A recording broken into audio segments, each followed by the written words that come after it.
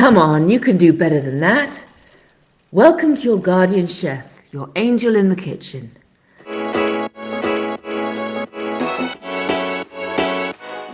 Today I'm going to show you how to cook pasta like an Italian. Italians have been mastering this skill for centuries. And since we eat pasta every day, we certainly know how to make pasta better. Here are 35 tips and tricks to make perfect pasta or spaghetti every time. Before you start, number 1, pasta should be boiled in salted water.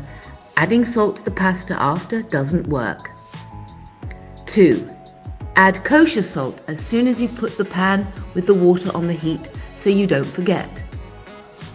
3, use 1 tablespoon of salt per 4 quarts. That's 4 litres of water, which should be enough for 1 pound or half a kilo of pasta. 4, if you don't remember if you've added salt to the pasta water, taste the water. It should taste like seawater. 5, make sure you use a large pot with enough water. You do not want the water to overflow once you put in the pasta, and you want the pasta to move around freely. The pasta should be seasoned with its sauce as soon as it is drained. Make sure the sauce is ready by the time the pasta is done. Boiling the water. Number 7. Fill the pan with cold water. There is no need to boil the water in a boiler. If you put the lid on the pan, the water will get onto the boiling point faster. Do not add oil to the water. It is completely unnecessary. The water should be at a rolling boil before you put in the pasta. How much pasta per person? Number 11. For Italians, pasta is a separate course from the main, so we normally cook 3.5 ounces or 100 grams per person. This amount is enough if pasta is not the only course served. 12. If pasta is the main and sole course, you can increase it to 5 to 7 ounces, which is 150 to 200 grams per person.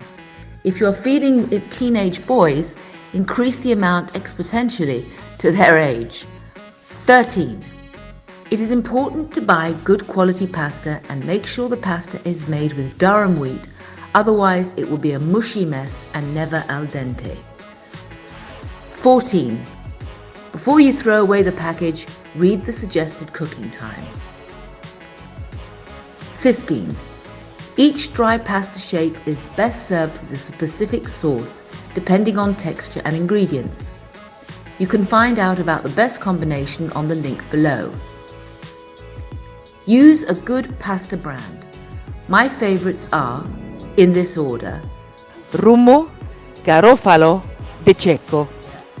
Barilla is my least favorite one, but better than any other known brands. Check the pasta cooking time in the pasta packages. For pasta al dente, you should cook 1 minute less than the recommended cooking time. Cooking spaghetti noodles. If you're cooking spaghetti noodles, make sure the pot is large enough. 19. Once the spaghetti are added to the boiling water, stir them immediately until they are bent and are completely submerged in the boiling water. Cooking pasta. Number 20. When you add the pasta, the water may stop boiling as the pasta lowers the water temperature. Put the lid on the pan until the water starts to boil again. Once the water boils, remove the lid, otherwise the foam will overflow from the pan. 21. Stir the pasta from time to time with a wooden spoon to make sure the pasta doesn't stick to each other or to the bottom of the pan. 22. Keep the heat high so the water boils all the time, but not too high as it could overflow. How to know when pasta is done or al dente? As a good rule of thumb, always cook the pasta 1 minute less than the recommended cooking time on the package. I hope you remember to read it and you don't have to go fishing for the package in the garbage. 24. Taste the pasta. It should be soft but chunky and with a firm consistency in the center, not hard but firm. 25. Fresh homemade pasta only needs to cook for 3 minutes. 26. Once you turn off the heat and the water stops boiling, drain the pasta immediately. 27. Keep some of the cooking water aside.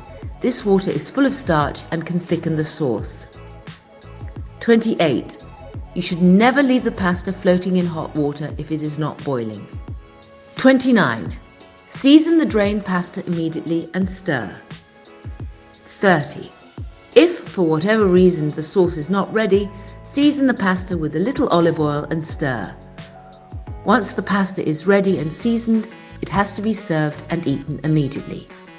32. To better incorporate your sauce with the pasta, leave the sauce in the pan where it cooks and add the pasta. 33. Stir the sauce and the pasta on low heat for an extra minute.